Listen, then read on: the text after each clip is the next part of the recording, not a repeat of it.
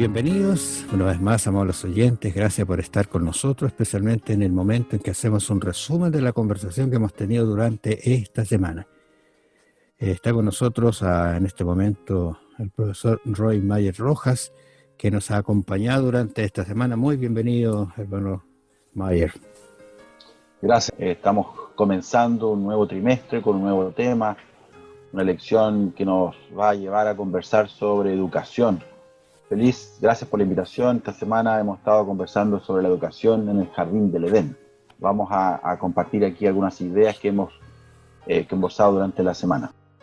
La temática en realidad es bastante... Bueno, hemos tocado algunos aspectos nomás porque la idea es ir mirando mayormente lo que pasó y cómo se puede recuperar y cómo hoy día, ¿no es cierto?, como seres humanos, a pesar de que estamos tan distantes de ese jardín, de esa educación verdadera, podemos conseguir una real educación y conseguir, ¿no es cierto?, niveles altos de conocimiento de Dios, porque ese es el verdadero conocimiento en realidad, conocer a Dios, conocerlo no cara a cara, pero sí por su palabra, y tanto material que está para que volvamos y empecemos a gustar, voy a decir así, lo que va a ser el futuro cuando estemos en la presencia de Dios.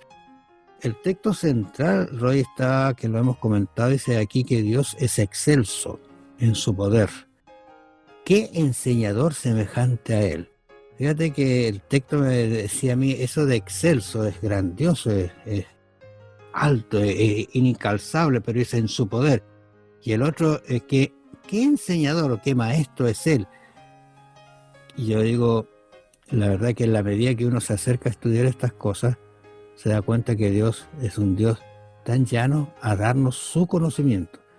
Podría haberlo dicho, no se lo doy y los dejo así en este mundo oscuro, pero Él hizo lo imposible para que en algún momento tengamos nuestra educación semejante, pero y no igual al Jardín del Edén, pero la recuperemos totalmente. ¿Te parece? Ese versículo de Job 36:22 en la Nueva Traducción Viviente, la Biblia que tengo aquí conmigo ahora, dice: mira, Dios es todopoderoso. ¿Quién es un maestro como Él? Y esa fue justamente la experiencia que tuvieron Adán y Eva, los únicos, ¿no es cierto?, seres humanos recién creados ahí en el Jardín del Edén, sin ninguna mancha de pecado todavía. Ellos tuvieron el privilegio de ser enseñados por Dios mismo. Así que el Señor fue el fundador, el director y el maestro de esta primera escuela, una escuela familiar. Lamentablemente, Dios nos crea con una capacidad de tomar decisiones, de ser responsables, ¿no es cierto?, de lo que nosotros decidimos en nuestras propias decisiones. Y siempre va a estar, y lo estuvo en el caso de Adán y Eva, la decisión de escuchar al maestro con mayúscula, ¿no es cierto?, al gran enseñador, como dice Job, o escuchar a otros maestros y otras enseñanzas con las consecuencias que eso tiene, ¿no?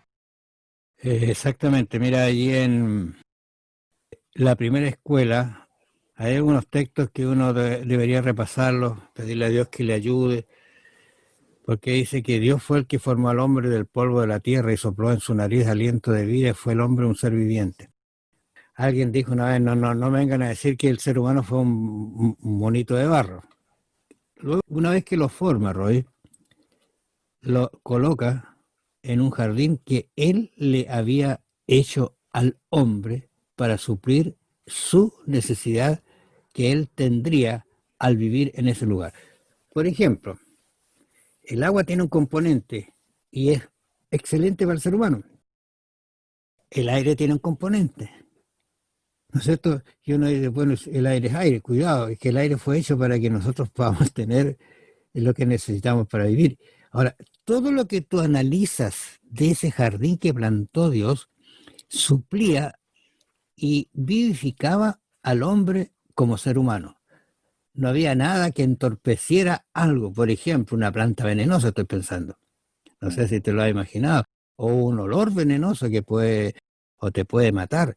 Eso estaba todo Las perfecto. propias espinas, ¿no? Las espinas que nacieron después del pecado, ¿te fijas? O sea, el jardín del Edén era algo extraordinario que Dios, forma al hombre y lo coloca en ese lugar para educarlo y para que aprendiera. Y como parte de esa educación estaba el trabajo también, el cultivo Exactamente. de la tierra, ¿no es cierto? Es parte de la escuela. No sé, Dios mismo dándole lecciones de cómo plantar, cómo cultivar, pero no para ganarse la vida. Ellos tenían ahí todo lo que necesitaban, sino cómo esa acción les mantenía vigorosos, les mantenía la salud y les permitía conocer las leyes de la naturaleza, que finalmente eran, ¿no es cierto?, un resultado del poder creador de Dios. Así que por medio de la naturaleza ellos estaban conociendo a Dios mismo. El libro de texto era la naturaleza, ¿no? Yo me imagino que ellos preguntaron acerca, porque dice que Dios hizo nacer de la tierra todo árbol delicioso a la vista. Ahora, eso lo tuvieron ellos grande, no lo tuvieron que plantar. Pero a lo mejor se acercaron a ver, "¿Y cómo es este árbol? ¿Cómo es este fruto? En qué está constituido? ¿Qué elementos tiene? ¿Cómo puede de la tierra un árbol sacar unas naranjas rosadas maravillosas, al lado otro árbol sacar una manzana linda, por allá un plátano, que se ven tan distintos, pero están saliendo de ahí mismo?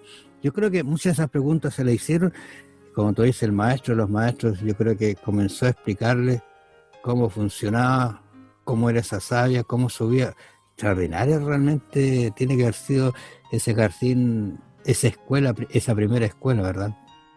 Y Dios nos crea con una capacidad de admirarnos y con algo que a veces en un contexto de escuela no todos los profesores les cae muy bien, la curiosidad y con ese deseo de preguntar. Eh, yo me imagino a Adán y Eva adultos, ¿no es cierto? Ahí se encuentran con todo un contexto y muy bonito, otro aspecto interesante, ellos fueron creados un día viernes. Ellos fueron creados un día viernes, por lo tanto el primer día completo que ellos vivieron fue un sábado. Yo me imagino lo que habrá sido ese sábado en comunión con Dios, ¿no es cierto? Y compartiendo una naturaleza desconocida con no solo vegetales, pero sino animales y viendo cómo de pronto todo se pone oscuro y entender, no sé, cómo habrá sido eso, ¿no? Ya preguntas que habrán tenido y el Señor respondiéndolas algunas y dejando otras justamente para que sea la curiosidad lo que te vaya guiando en ese camino de crecimiento y desarrollo. Tantas cosas que vamos a aprender en el cielo, pero por ahora la Biblia está abierta para seguir descubriendo cosas maravillosas. Recuerda, estamos conversando la educación en el Jardín del Edén. Hemos visto cómo, muy poco acerca de eso, pero usted lea Génesis 1 y capítulo 1 y 2, donde está extraordinariamente expuesto cómo Dios hizo esta cosa maravillosa, esta tierra, a nosotros mismos. Pero hay un problema que se suscita que se llama intromisión. Algo entró ajeno, alguien vino que no era invitado y se metió y trastocó todo, y Dios ha prometido. Bueno, nos está contando la historia en realidad cómo fue esta intromisión. ¿Qué te parece a ti cuando hablamos de intromisión, Roy? Es penoso, ¿no es cierto? Capítulo 3 de Génesis. Es muy triste, capítulo 1 y 2 nos presentan un cuadro perfecto, todo bonito, todo, ¿no es cierto?, recién saliendo de las manos de Dios sin ninguna mancha de pecado. Y nos encontramos enseguida en el capítulo 3 con un cambio muy brusco, ¿no? Del capítulo 2 al capítulo 3 aparece entonces aparece una serpiente y nosotros entendemos que esa serpiente está siendo usada y es Satanás mismo que se presenta como engañador.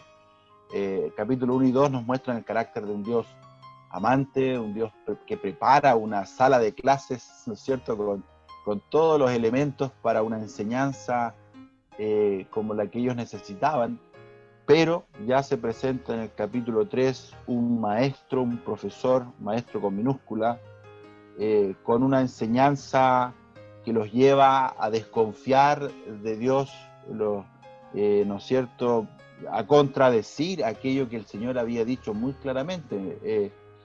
Me llama la atención la palabra astuto. La palabra astuto deja ver que está tratando de buscarle la vuelta a las cosas, que a lo mejor no es tan frontal, a pesar de que aquí en un momento es muy frontal, porque Dios dijo, no, sin duda morirás, ciertamente morirás, le dijo en el capítulo 2, versículo 17. Ahora le dice en el 3, versículo 4, no morirán. Sin embargo, sabemos que Satanás es un experto en la mentira, experto en el engaño, y en este capítulo se percibe, se introduce, digamos, la figura de este, y nos presenta el origen, ¿no es cierto?, del mal, y cuánto más después encontramos en la Biblia de cómo opera y las consecuencias que tiene esa decisión que finalmente toman Adán y Eva de aceptar las lecciones del profesor equivocado. Muchas de las palabras que usa la serpiente están dadas también en la perfección. Interesante porque dice que era astuta, ¿no es cierto?, como tú lo decías, y la pregunta que hace con que Dios ha dicho no comáis, pero no comáis en plural o no coman de este árbol. ¿Se fija cómo va introduciéndose para hacer pecar, caer a Eva? Y otra cosita que de paso tenemos que decir que Dios también les había advertido que no se separaran. Juntos podrían ser muy, digamos, duros para resistir la tentación, pero separados no. Y vemos que esto lamentablemente entró en un ciclo que no paró, porque cuando le dijo, no, Dios dice que si ustedes deben comer del árbol, porque mira, yo y estoy tratando de imaginarme, ya estoy comiendo y no me pasa nada. Y te fijas, soy serpiente, estoy hablando, o sea, extraordinario. Entonces, te fijas, el engaño nunca viene solo con engaño, viene con una verdad disfrazada, ¿no es cierto? O un engaño disfrazado de verdad. Qué terrible es caer en esto, porque la Biblia nos dice que tuvo terribles consecuencias en la intromisión, y hasta el día de hoy las tenemos, y a tal punto que nuestra condición de aceptar eso ha traído que hoy día despreciemos y pasemos por alto el mensaje que Dios está entregando para salvarnos de la problemática que podríamos tener. Pasar por alto el mensaje, por ejemplo. Y allí El tú tienes, versículo, ¿sí? claro, sí, el versículo 6, capítulo 3, versículo 6 dice que la mujer quedó convencida, vio que el árbol era hermoso y su fruto parecía delicioso y quiso la sabiduría que le daría. ¿Saben? Ahí donde usa el enemigo es muy astuto, porque usa algo que Dios coloca. Dios nos da la curiosidad y el deseo de aprender. Es decir, es algo que es parte de nuestra naturaleza. El Señor lo hizo a Adán y Eva perfectos, pero no conocían todas las cosas. Necesitaban aprender, desarrollarse y conocer muchas cosas. Bueno, y el Señor nos crea con ese deseo. Y el enemigo usa ese deseo para llevarnos a codiciar un conocimiento y una sabiduría que no son buenos y que traen consecuencias que son terribles y que, como decía usted recién, las estamos viviendo hasta el día de hoy. Ahora, tú leías ahí el 6. Estas palabras son muy parecidas a las que aparecen en los versículos anteriores. El árbol era bueno. Dios dijo, y fue bueno, la tarde y la mañana, agradable, ¿no es cierto?, Mm. codiciable. Entonces empieza a fomentar algo que el ser humano tiene en este momento, eso de sentir algunas cosas agradables, codiciables, alcanzar sabiduría. Y por ese camino se puede llegar muy lejos, a tal punto que puede tener hasta no retorno, peligroso. Pero Dios hizo la salvedad y le dio. Lamentablemente dice, tan fácil nos dice que ellos al final comieron. Pero ¿dónde estuvo el problema? Varios problemas hubo, pues, Roy. Se separaron. Y no habrá sido de un día para otro, yo me imagino, no sé. Un poquito más adelante nos cuenta que el tercer hijo, Set, nació cuando Adán tenía 120 años. Estoy especulando un poco, no sé, pero no es que Dios los creó y al día siguiente Adán o Eva estaba buscando el árbol. Habrá pasado, no sé, algunos años a lo mejor. Qué cuidado hay que tener para que, ¿no es cierto?, esto no nos ocurra, ¿no es cierto?, que nos vamos alejando de a poquitito, a lo mejor en forma imperceptible, hasta que de pronto nos encontramos al lado del árbol y a lo mejor ya en una posición donde es difícil volver. Separarnos, como decía usted, de aquellos, en este caso Adán, ella va sola, son cosas que ocurren paso a paso importante que nosotros estemos siempre con esa conciencia clara y en esa comunión con Dios para no apartarnos y acercarnos hacia un lugar que pueda ser muy peligroso para nosotros.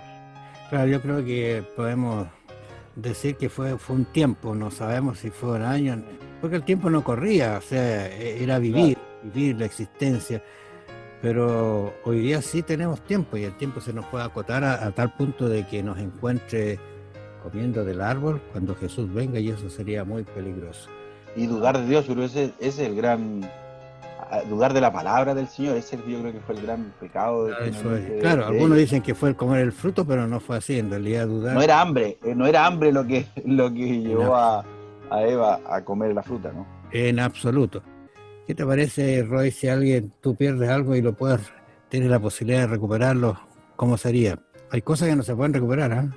Hay cosas que efectivamente el tiempo pasa y, ¿sabes? El Nuevo Testamento y Lucas 15 nos presenta historias bonitas, ¿ah? De cosas que se perdieron y que se recuperaron. Aparece una oveja perdida que se recupera, aparece una moneda perdida que se recupera, aparece un hijo, entre comillas, perdido, que también vuelve a la casa y es eso lo que vemos acá. Hay una esperanza, hay una historia en el capítulo 3, versículo 15, está esa promesa de un descendiente, porque está hablando de una descendencia, una hostilidad, una enemistad entre la serpiente y la mujer, entre la descendencia de la serpiente, o sea, todos los hijos del maligno y la descendencia de la mujer, que es su iglesia verdadera. Hay una enemistad y es ese conflicto, ¿no?, entre el bien y el mal, pero finalmente viene la promesa, dice que su descendiente, y ahora vuelve al singular, refiriéndose a Cristo, le golpeará la cabeza, le herirá la cabeza y tú le golpearás el talón o el calcañal. Hay una promesa en que las cosas serán restauradas. Mientras tanto, nos toca adaptarnos a una educación diferente. No es Dios mismo, cara a cara, que nos enseña, sino que ahora son personas, son padres, en el caso de los hijos, son pastores, son profesores. Ya no es la palabra de Dios hablada, sino es la palabra de Dios escrita, y tenemos su palabra, y por medio de ella nosotros debemos enseñar y debemos aprender y debemos prepararnos para recuperar aquello que se perdió.